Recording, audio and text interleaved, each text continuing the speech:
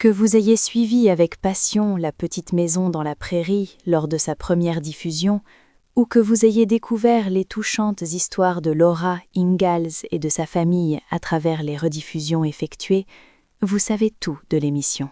Bien que la représentation charmante de la vie des pionniers ait été merveilleuse, la réalité en coulisses était loin d'être aussi parfaite, même si l'émission a magnifiquement saisi l'essence de la vie des colons du XIXe siècle. Derrière les caméras se cachent des vérités qui n'ont jamais vu le jour.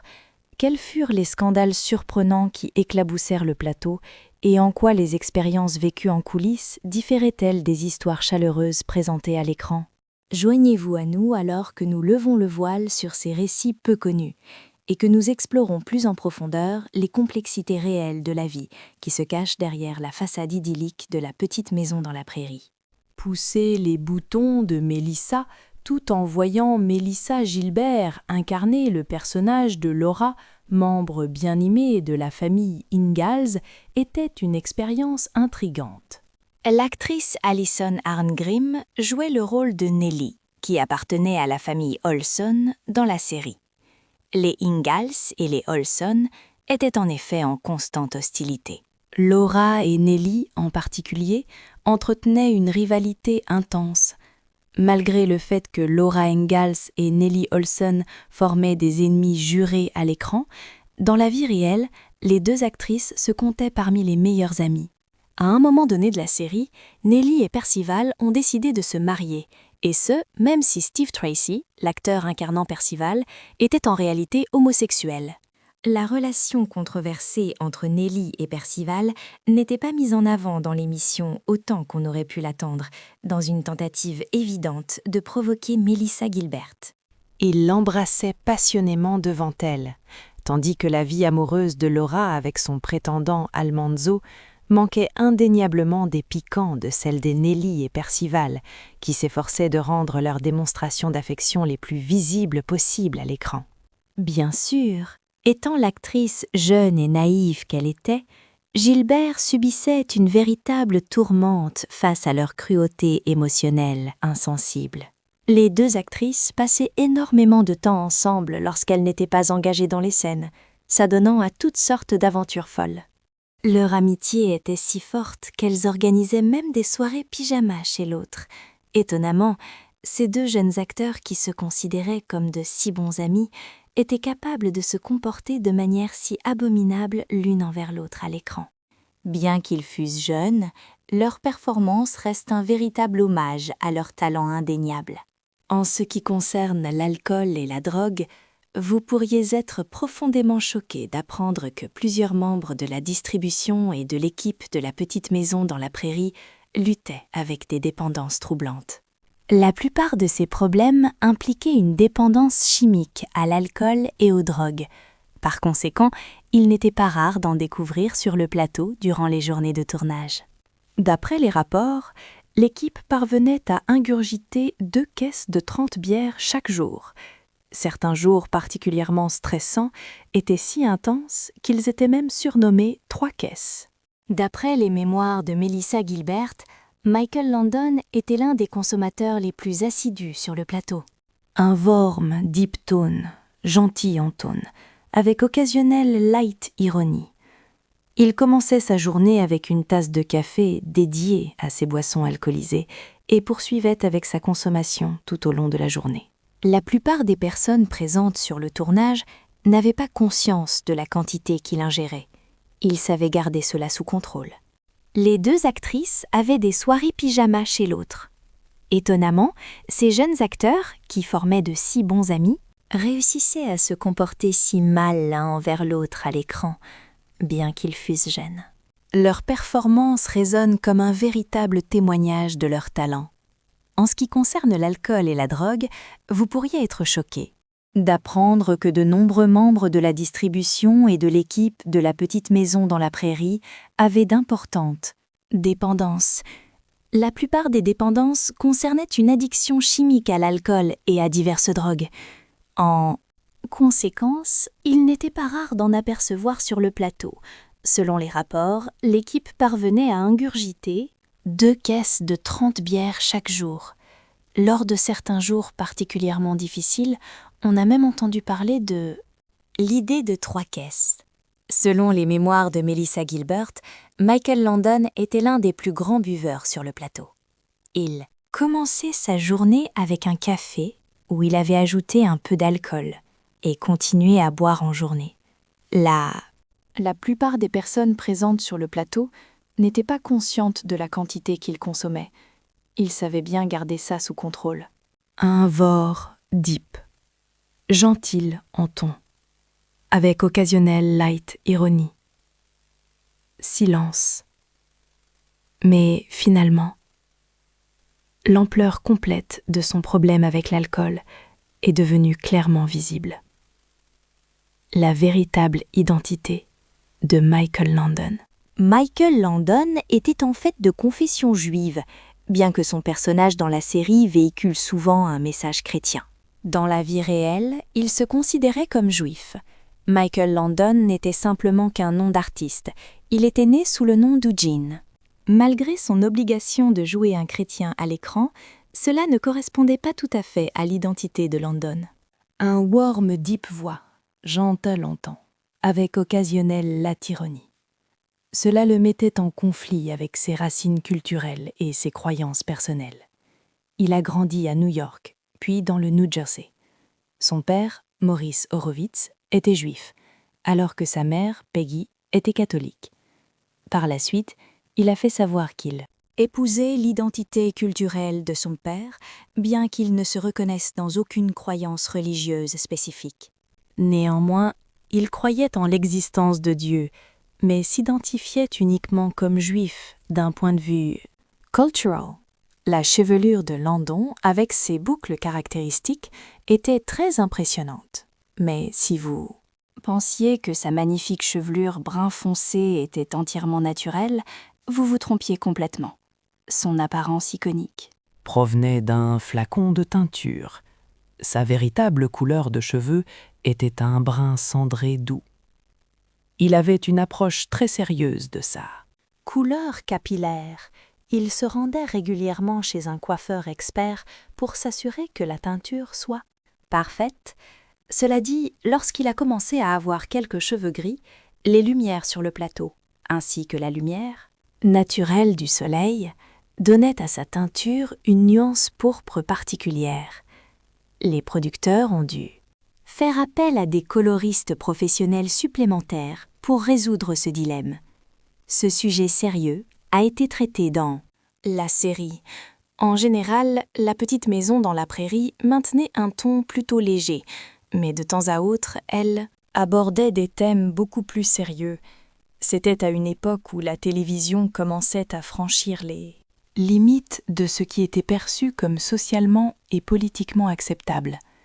L'agression sexuelle, la toxicomanie, le racisme, les préjugés, l'adoption et les handicaps ont été des thèmes récurrents et souvent examinés dans cette série. Qui était à l'avant-garde, très peu de programmes de l'époque étaient disposés à traiter de tels sujets. Ainsi, d'une certaine manière, la petite maison dans la prairie était vraiment en avance sur son époque, une affaire de famille. Dans la série, Willie Olson, interprété par Jonathan Gilbert, était le frère cadet de Nellie. Dans la réalité, il était en fait le frère adoptif de Melissa Gilbert. Malheureusement, ces deux acteurs ne sont plus en très bons termes. Avec l'un et l'autre, ils ont eu un désaccord après la fin de La petite maison. Jonathan a ensuite obtenu un MBA en finance et exerce actuellement comme courtier en bourse à New York. Melissa a poursuivi sa carrière d'actrice. Elle a également été présidente de la Screen Actors Guild de 2001 à 2005. En 2016, elle s'est engagée dans une campagne pour obtenir un poste à la Chambre des représentants des États-Unis pour le 8e district congressionnel du Michigan, bien qu'elle ait été la candidate. Démocrate présumée pour son district, elle a dû se retirer de la compétition due aux blessures qu'elle a subies, dans un accident survenu en 2012. La relation entre Mary et Laura Ingalls, ne s'entendaient pas particulièrement bien lorsque Melissa Anderson et Melissa Gilbert étaient, à l'époque de leur jeunesse, en tant qu'actrices. Elles ne s'entendaient pas bien. Elles ne s'accordaient pas lors de leur enfance, en tant que jeunes actrices. Ne pouvaient tout simplement pas s'entendre. La tension entre les deux est devenue si intense que personne d'autre sur le plateau n'osait même s'en mêler. Leur conflit a perduré tout au long de la série. Pouvez-vous vous imaginer? Devoir travailler à côté d'une personne que vous détestez absolument pendant des années? Eh bien, pour certaines personnes, cela n'est pas trop difficile à imaginer, car il est fort probable que vous pensiez à un ou deux collègues qui vous exaspèrent. Cependant, ces deux jeunes femmes ne se contentaient pas de peiner à s'entendre, elles se disputaient de manière incessante durant 9 longues années. Bon, Walnut Grove est effectivement un endroit qui existe. La famille Ingalls possédait une petite ferme non loin du village de Walnut Grove. A warm, deep voice, gentle in tone, with occasional light irony. Laura Ingalls Wilder, l'autrice de la série de livres semi-autobiographiques qui a inspiré l'émission, avait passé une partie significative de son enfance à Walnut Grove, dans le Minnesota. Bien que la majorité de ses récit soit ancré dans d'autres lieux qui ont également façonné son histoire, le véritable Walnut Grove a été établi en 1874 et a été incorporé en 1879. Ce village se situe dans le comté de un voir deep, gentil en ton, avec quelques occasions d'ironie. Redwood, au Minnesota. La ville est relativement petite, comptant seulement 86 âmes en 2019 et s'étendant sur une superficie d'1 mile carré. Concernant la romance sur le plateau, La petite maison dans la prairie est l'une de ces rares séries qui pourrait difficilement être recréée. La complicité entre ces acteurs était tout simplement parfaite, le timing émouvant de ces éléments thématique semblait toucher le public au moment idéal, et son décor dans l'Amérique rurale faisait rêver les téléspectateurs de retrouver des temps plus simples. On murmure qu'un remake du film pourrait être en cours, mais la production semble avoir ralenti ces dernières années, et peut-être que c'est mieux ainsi. La série La Petite Maison a été écrite par Laura Ingalls Wilder, qui l'a conçue comme un drame historique pour représenter son une voix deep, douce, gentille un ton, avec occasionnelle light ironie. Enfance dans le Midwest. Elle y a vécu entre 1870 et 1894. En tant qu'enfant, les États-Unis avaient acquis une vaste partie du Midwest à la France en 1803, lors d'un événement que l'on appelle l'achat de la Louisiane. Toutefois, une grande partie de ces terres demeurait inexplorée par les Américains et elle est restée inhabitée pendant un certain temps.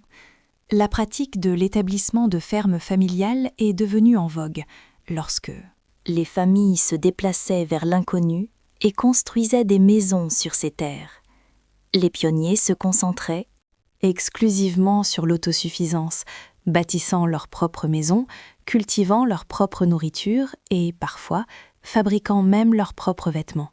Bien que le gouvernement américain ait idéalisé ce mode de vie pour un voir deep voir, gentil en ton, avec occasionne light ironie. Encourager les citoyens à commencer à s'installer dans le Midwest, cette existence était extrêmement difficile. Laura Ingalls Wilder et sa famille avaient franchi les frontières du Kansas alors qu'elle n'avait que 3 ans, et ils ont dû surmonter de nombreux obstacles. Malgré les défis, Laura a appris énormément en grandissant, ce qui l'a inspirée à écrire une belle série de un vorm deep plus tard dans sa vie. Cette série a rencontré un immense succès dans toute l'Amérique. Elle était si un voir deep peak, gentil en ton, avec occasionnelle light ironie. populaire qu'un homme nommé Ed Friendly a été inspiré à concevoir une série télévisée fondée sur les livres après avoir acquis les droits afférents. Et il n'a pas perdu de temps à lancer la production de la série.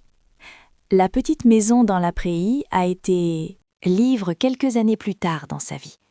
La série de livres a connu un immense succès à travers les États-Unis. Elle était si célèbre qu'un homme dénommé Ed Friendly a été inspiré à créer une adaptation télévisée basée sur les livres après avoir acquis les droits d'adaptation.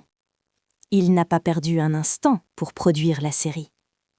La petite maison dans la prairie a été diffusée pour la première fois le 11 septembre 1974 et s'est achevée après une durée de 8 saisons le 10 mars 1982. Une version quelque peu modifiée de cette série, intitulée La petite maison, Nouveau départ, a été présentée l'année suivante. La série a su conquérir le cœur de nombreuses familles à travers les foyers américains, car les téléspectateurs étaient fascinés par la manière dont se déroulait la vie à l'époque des pionniers. Même à l'heure actuelle, tant les enfants que les adultes continuent d'apprécier cette série.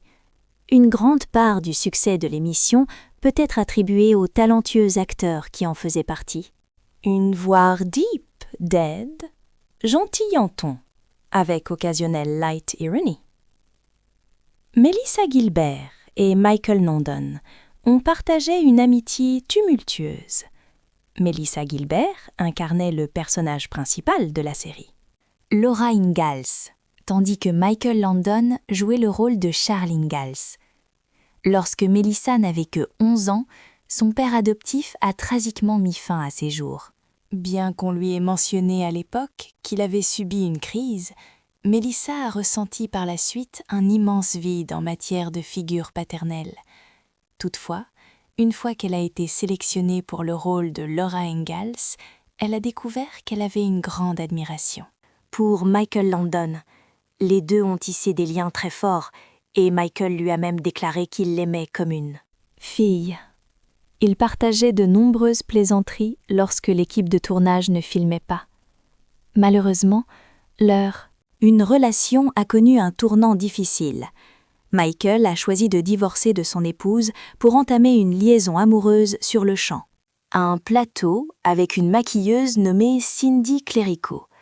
Melissa, dont les parents avaient également divorcé lorsqu'elle n'avait que 8 ans, a ressenti un profond ressentiment suite à la décision de Michael.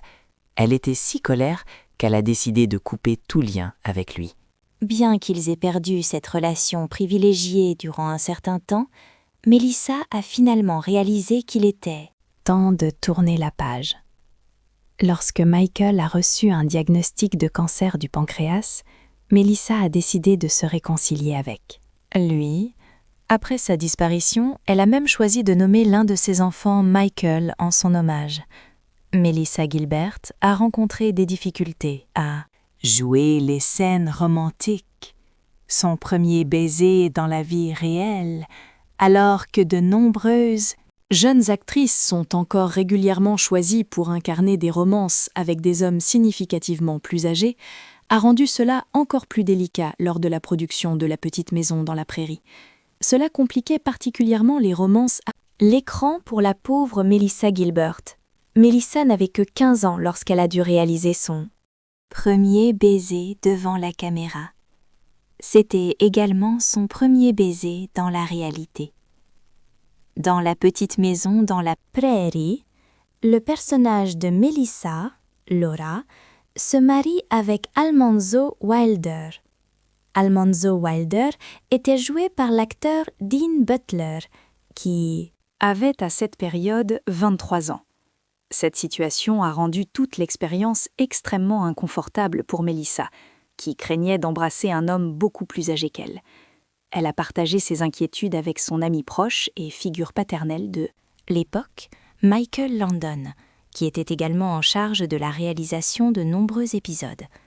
Michael a pris ces préoccupations très au sérieux et a en discuté avec les producteurs. Heureusement, ces derniers ont montré une écoute attentive envers Melissa et ils ont finalement décidé que le baiser à l'écran serait remplacé par un léger baiser sur l'ajout. D'autres membres de la distribution se moquaient sincèrement de l'innocence de Melissa. Il était évident que Melissa avait du mal à représenter sa romance à l'écran avec Dean Butler, tandis que la plupart ses préoccupations au sérieux et a eu une discussion franche avec les producteurs. Heureusement, ces derniers se sont montrés réceptifs aux avis de Melissa et ils ont finalement convenu que l'embrassade à l'écran serait remplacée par un simple baiser sur l'ajout. D'autres acteurs de la distribution plaisantaient sur l'innocence de Melissa. Il n'était un secret pour personne que Melissa avait des difficultés à jouer sa romance sur le petit écran avec Dean Butler, bien que la majorité Les membres de la distribution prenaient soin de respecter cela, afin de ne pas causer de gêne à Melissa. Certains amis et collègues de Melissa prenaient n'importe quelle excuse pour la taquiner. Alison Arngrim, considérée comme l'une des meilleures amies de Melissa, interprétait le rôle de Nellie, qui a ensuite épousé un autre personnage nommé Percival. Percival était incarné par l'acteur Steve Tracy, qui était également un grand ami d'Alison. Tous deux avaient donc décidé de jouer leur romance à l'écran et en coulisses, juste pour taquiner à pauvre Melissa. Ils s'adonnaient à des séances de baisers passionnés et à de plaisanteries pour générer un sentiment d'inconfort chez elle. Bien entendu, tout cela se passait dans un esprit humoristique, même si Melissa devait sans doute éprouver une grande gêne. Steve Tracy et Alison Arngrim n'hésitaient pas à faire semblant d'être éperdument amoureux, mais la réalité était tout autre. Bien qu'ils soient de très bons amis, Steve Tracy était gai, rendant ainsi toute notion de romance avec Alison sur le plateau totalement impossible. Tout le monde sur le plateau ne partageait pas les mêmes affinités, tandis que Melissa Gilbert et Alison Arngrim formaient les meilleures amies en dehors des caméras, il ne pouvait être attendu que tout le monde s'entende. Bien que l'ensemble des acteurs ait réussi à mettre de côté leurs différends pour le bien de la série, certaines tensions persistaient lorsque les caméras étaient éteintes. Melissa Sue Anderson, qui jouait Mary Ingalls, était la grande sœur de Laura Ingalls. Bien que les deux semblaient très complices dans la série, elles ne se toléraient pas du tout en dehors des plateaux. Si la raison exacte de ce conflit reste inconnue, les divergences entre les deux actrices étaient indéniables. Même des années après la conclusion de la série, aucun des acteurs n'était prêt à se réconcilier au nom de l'amitié. Melissa Gilbert a d'ailleurs exprimé son aversion pour Melissa Sue Anderson dans son livre Prairie Tale, où elle a décrit celle-ci comme étant froide et capricieuse. Cependant, nous n'avons jamais eu l'opportunité d'entendre le point de vue de Melissa Sue Anderson sur cette histoire.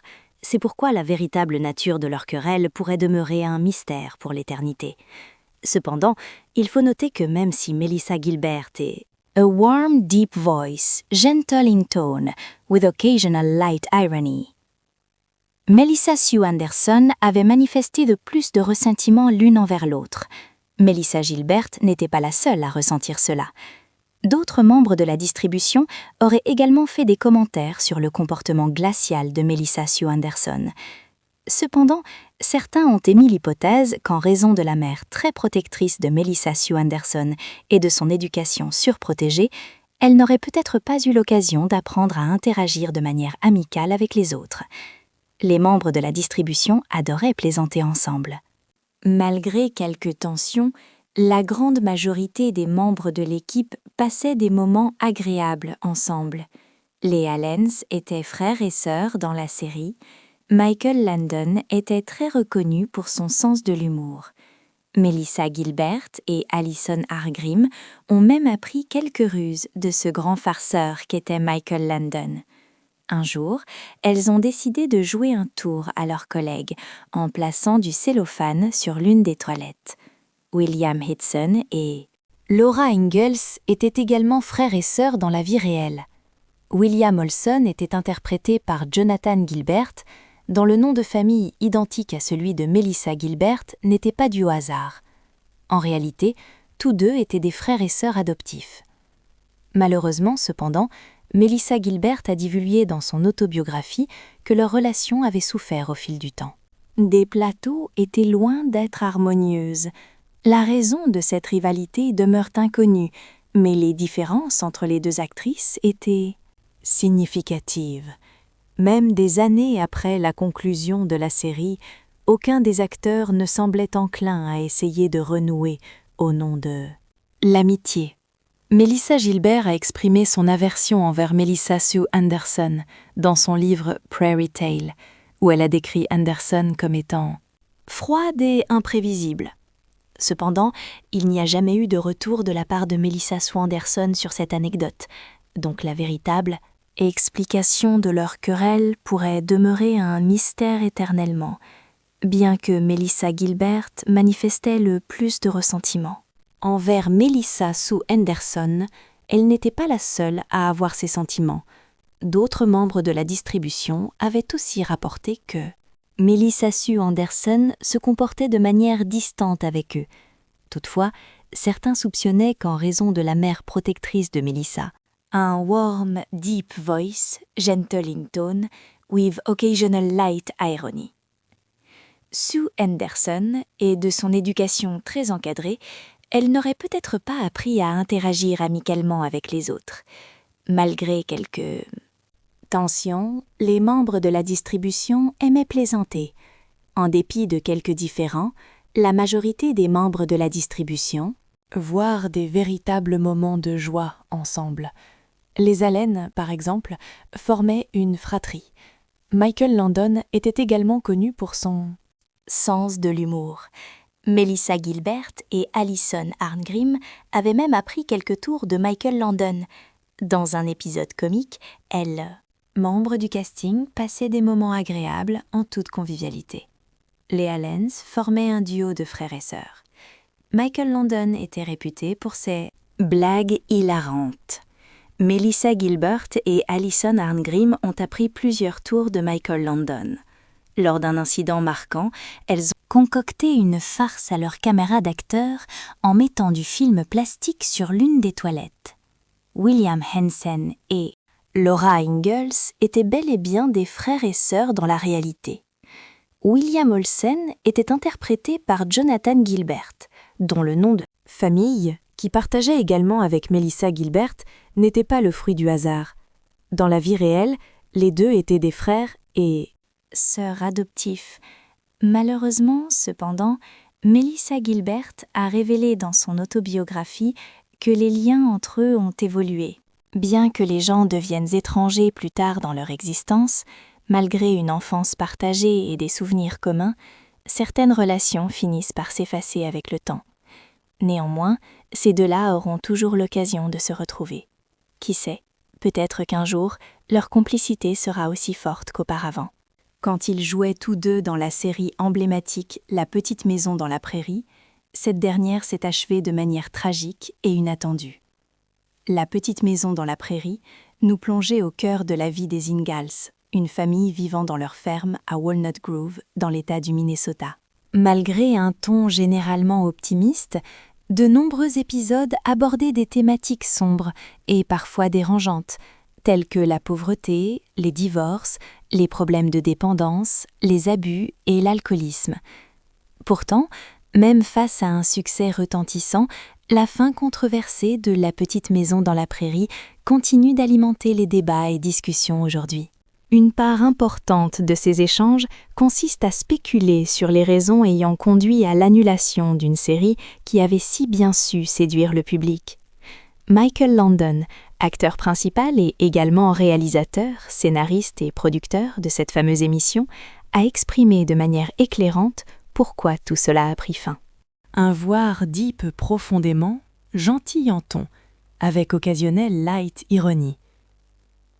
Michael Landon était profondément impliqué dans la réalisation de La Petite Maison dans la Prairie, ayant déjà brillé comme star lors de ses 14 années dans la série western Bonanza. Dans cet univers, Michael se tenait aux côtés d'autres acteurs emblématiques, comme Lauren Green et Dan Blocker. Avec un tel palmarès, il était déjà un visage connu lorsqu'il a été sollicité par le producteur de NBC.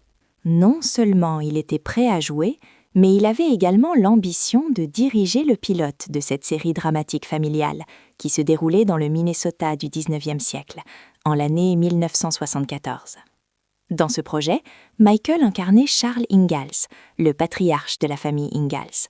Il était si essentiel à cette émission qu'il a figuré dans presque tous les épisodes des saisons initiales. Landon a à la fois joué et produit les premières saisons, avant de se retirer complètement en coulisses pour la dernière, qui a introduit une nouvelle famille dans la petite maison et a vu Melissa Gilbert, désormais adulte, devenir le personnage central. Cette dernière saison a été redéfinie sous le titre de « La petite maison, un nouveau départ ». Un voir deep voix, gentil en tone, avec occasionnelle latte ironie. Michael Landon a eu la direction de 90 des 204 épisodes produits. Il a même conçu l'intrigue du pilote original d'une durée de 2 heures, ainsi que celle du dernier épisode. D'après Alison Arngrim, qui a joué le rôle de la capricieuse et privilégiée Nellie Olson, le style de réalisation de Michael se distingue par son originalité. Cependant, sa carrière a connu une fin tragique lorsqu'il est décédé à l'âge de 54 ans des suites d'un cancer du pancréas. Sur le plateau de La petite maison dans la prairie, il était reconnu pour son charisme et sa personnalité chaleureuse. Michael agissait véritablement comme une figure paternelle pour Melissa Sue Anderson et Melissa Gilbert, qui interprétaient ses filles. Lors d'une entrevue en 2018 sur The Today Show, Alison Arngrim a partagé des anecdotes sur les blagues habituelles de Michael Landon. Elle a salué son humour bienveillant et a narré une histoire inédite sur la manière dont Landon avait accueilli une invitée sur le plateau de La petite maison dans la prairie. Parmi les nombreux moments comiques, une des blagues les plus mémorables était l'incohérence évidente, surtout avec le recul, concernant la durée de la grossesse de Laura. Un voir deep et tense, gentil en ton, avec occasionnelle light irony. Selon Melissa Gilbert, celle qui jouait Laura, ainsi que Lenny Parker, gérante d'un site web de fans, il semblerait que Laura ait été enceinte durant une période prolongée, dépassant légèrement 1 an. Elle avait en effet annoncé sa grossesse pour la première fois au cours d'une saison précise. À son actif, il était déjà une figure familière lorsqu'il a été introduit par le producteur de NBC. Il était prêt non seulement à jouer, mais également à réaliser le pilote de 1974 du drame familial se déroulant dans le Minnesota.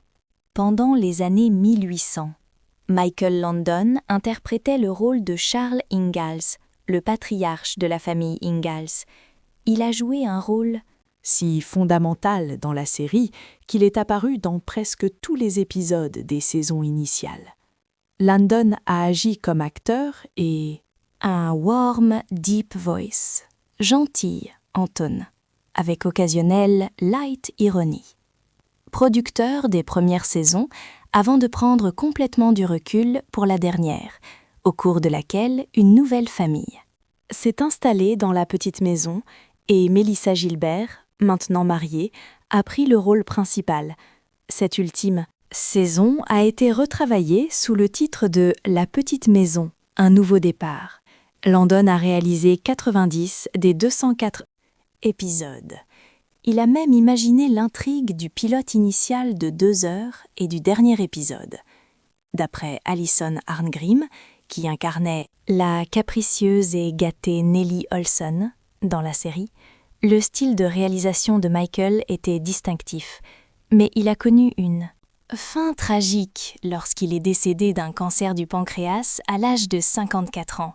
Il était largement reconnu pour son charisme et son accueil chaleureux sur le plateau de La petite maison dans la prairie. Carismático y con una personalidad sumamente acogedora en el set de La pequeña casa en la pradera. Michael agissait comme une figure paternelle, à la fois pour Melissa Sue Anderson et Melissa Gilbert, qui jouaient ses filles à l'écran. Alison Arngrim a partagé ses souvenirs lors d'une interview avec Megyn Kelly en 2018 sur The Today Show, évoquant les blagues légendaires de Michael Landon. Elle a loué son sens de l'humour chaleureux et a narré une histoire sur la façon dont Landon a accueillit une invitée sur le plateau de La Petite Maison dans la Prairie. En ce qui concerne les bêtisiers amusants, l'une des farces les plus hilarantes de l'émission est l'incohérence manifeste, surtout lorsque l'on regarde en arrière, de la grossesse de Laura. Selon Melissa Gilbert, qui incarnait Laura, et Lenny Parker, qui administre un site dédié aux fans, Laura était enceinte durant une période prolongée qui a duré un peu plus d'1 an. C'est durant une saison qu'elle a annoncé la nouvelle de sa grossesse pour la première fois. Chaude, mais l'été suivant, elle était encore enceinte. Une autre anecdote hilarante concerne l'apparition du colonel Sanders, le créateur de Kentucky Fried Chicken, dans un épisode de la saison 8 intitulé La Veille du futur. Dans cet épisode, le restaurant de Nellie est transformé en une franchise nommée Madame Sullivan. Mais elle regrette rapidement ce choix et tente de rompre le contrat. Charles et Nellie viennent à son aide en ouvrant un restaurant. Un warm, deep voice, gentil en ton, mais avec occasion petite ironie. Rival. Par la suite, le colonel Sanders propose à Harriet un accord pour ouvrir sa propre franchise de poulet. Mais cela constitue un anachronisme, étant donné que le colonel Sanders n'est né qu'en 1890 et que Kentucky Fried Chicken n'a été fondé qu'en 1952. Et si vous l'aviez oublié, l'émission prend place dans les années 1870 et 1880, dans un épisode intitulé « L'Odyssée ». De la saison 5, un moment intense se déroule alors qu'un agresseur mystérieux tente de jeter Albert d'un train en mouvement. Cependant, au beau milieu de cette scène palpitante, une gaffe amusante survient alors que la séquence dramatique se déploie. Les téléspectateurs attentifs peuvent apercevoir un détail particulier, un mannequin au lieu d'une personne.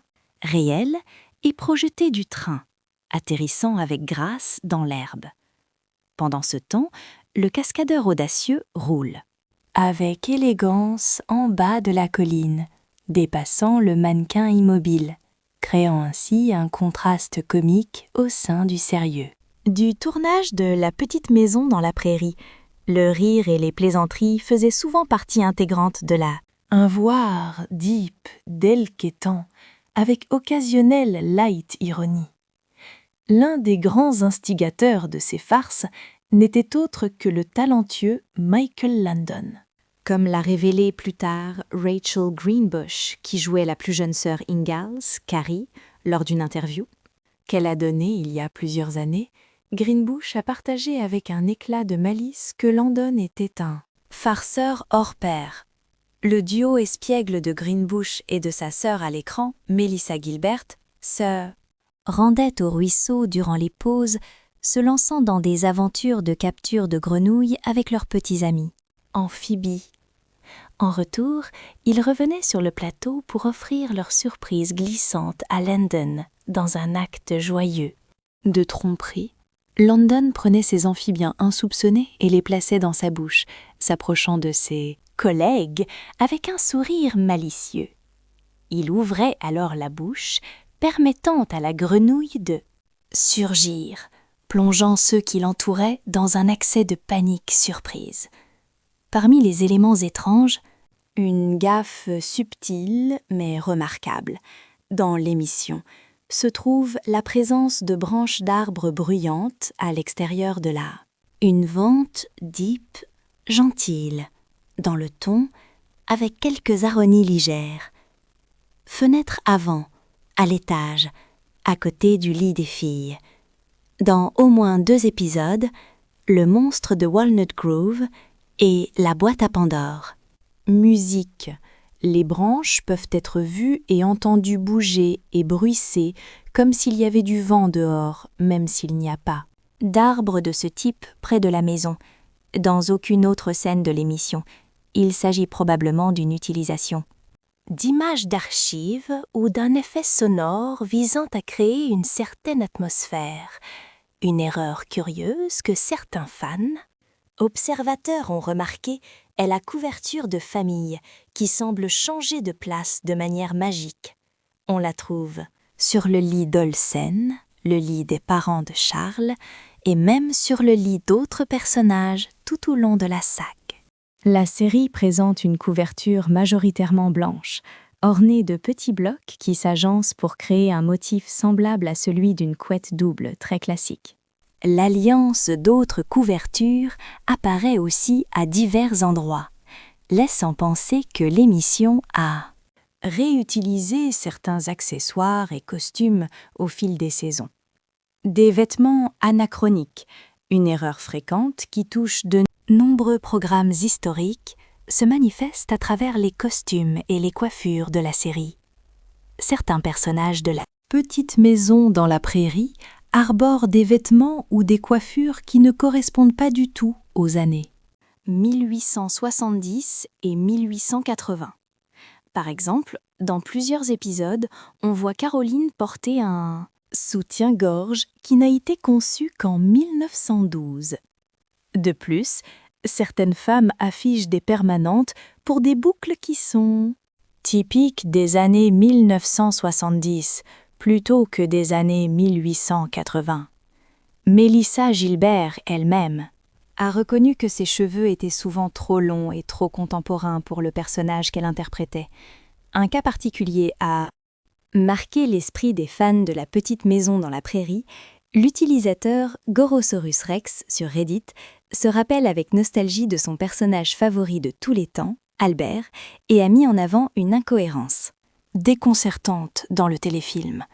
L'histoire laissait entendre qu'Albert avait rencontré une fin tragique, mais dans un autre épisode, il était clairement indiqué qu'il avait grandi pour devenir le médecin respecté de Walnut Grove. Cette divergence a toujours perturbé les fans, y compris Gorosaurus Rex, qui en aurait visiblement fait mention plus d'une fois à leur petit ami en tant que surprise d'anniversaire mémorable. Leur partenaire attentionné a organisé pour que Mélissa Gilbert, l'actrice dans le rôle de Laura Ingalls, envoie un message vidéo personnalisé répondant à la confusion de un vorm deep, gentil en ton, avec occasionnelle light ironie. Continuité tout en offrant sa propre interprétation. Dans sa réponse, Gilbert a reconnu la situation déroutante et a une explication amusante et pleine d'esprit. À l'époque, personne ne semblait vraiment s'inquiéter des incohérences dans les récits, et Gilbert a proposé humoristiquement sa propre conception créative. Elle a avancé qu'Albert avait effectivement rencontré sa fin dans le film, mais dans une tournure fantastique. Il serait revenu en ville sous la forme d'un zombie, oui, un médecin mort-vivant qui aurait servi à Walnut Grove, une bévue. Un vor deep bee, gentil en ton, avec occasionnelle light ironie. Intemporel s'est glissé dans le grand final de La petite maison dans la prairie, savamment intitulé Le dernier adieu. Une erreur de continuité notable attire l'œil du téléspectateur averti. L'épisode est censé se dérouler en 1901, bien plus d'une décennie après les événements relatés dans la dernière saison.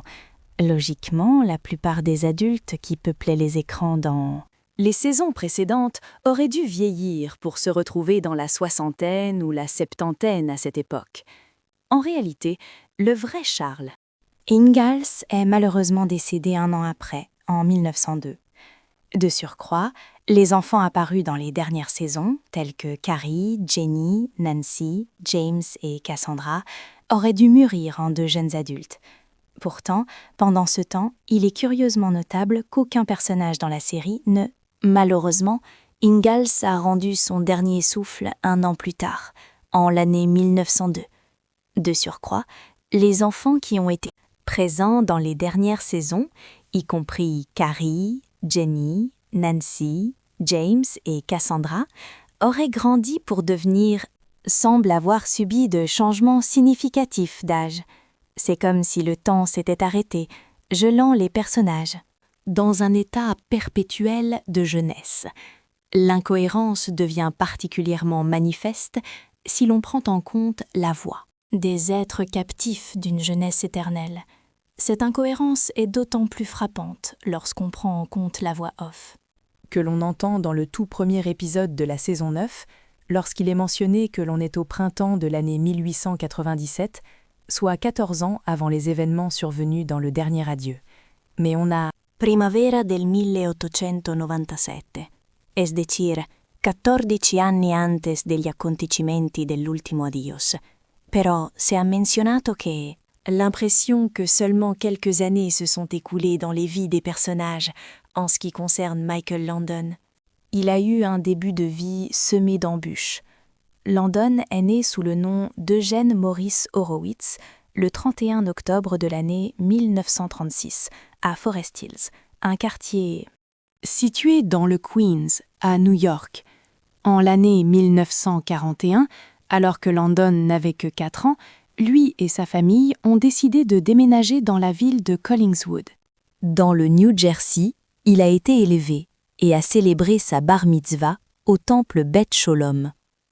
Pendant son enfance, Landon était continuellement tourmenté par les tentatives de suicide de sa mère. Il a raconté qu'à l'occasion de vacances familiales à la plage, sa mère avait voulu se noyer, mais que Landon n'était parvenu à la sauver. La pression énorme engendrée par les tentatives de suicide de sa a une voix profonde, calme, dans un ton gentil, avec des clins d'œil d'ironie. La mère a conduit Landon à faire face à un problème d'énurésie durant son enfance, comme l'indique la biographie non autorisée. Intitulée Michael Landon, His Triumph and Tragedy.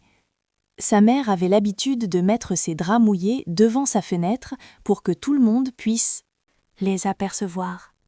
La fortune de Michael Landon, une véritable vedette de la série La petite maison dans la prairie, a atteint des sommets après son décès. Sa valeur nette est estimée à $1 million américains. En janvier de l'année 2024, il a légué entre 8 millions et 10 millions de dollars américains à chacun de ses 9 enfants. D'après le magazine People, son fils, Michael Landon Jr., a fait carrière en tant que producteur et réalisateur à succès. Il a prévu de laisser à chacun de ses 9 enfants entre 8 et 10 millions de dollars américains et a anticipé pour éviter tout conflit entre eux. Karen Grassel a incarné Caroline Ingalls, la mère de 3 fillettes dans la série. Bien que Grassel ait remporté du succès dans le monde du cinéma au-delà de La petite maison, elle n'a jamais eu de rôle plus marquant que celui de Tyler. L'émission. Après la conclusion de La petite maison, Grassel a été vue dans des productions telles que Harry War et Wyatt Earp, et aujourd'hui elle est toujours active dans l'industrie cinématographique. Cependant, sa fortune n'atteint pas celle d'autres célébrités de la télévision à Hollywood, s'élevant à environ $500 000 américains. Melissa Gilbert détient une valeur nette d'environ $500 000 américains. Au-delà de sa carrière d'actrice reconnue, le parcours financier de Gilbert a été ponctué de réussites ainsi que d'épreuves, offrant un regard nuancé sur la célébrité, la fortune et la résilience personnelle. Dans un rebondissement surprenant, Gilbert a décidé de se lancer en politique en l'année 2016, se présentant comme la candidate démocrate pour le 8e district du Congrès, dans le Michigan. Malgré les défis de santé qui l'ont contrainte à suspendre sa campagne, l'engagement de Gilbert dans un voire deep voix, gentile en ton, avec occasionnelle light ironie. Service public mettait en lumière son dévouement envers l'engagement civique et la défense, en dehors de l'univers du cœur. Entretenimiento. Por otro lado, los informes estiman que Lindsay y Sidney Greenbush tienen un valor neto combinado que oscila entre 1 y 5 millones de dólares. Sin embargo, entre todos ellos, Michael valía considerablemente más que cualquiera de sus compañeros de la pequeña casa en el momento de su fallecimiento en 1991. Agradecemos que nos hayan acompañado. Asegúrate de suscribirte a nuestro canal y de disfrutar de otro de nuestros fascinantes videos antes de irte.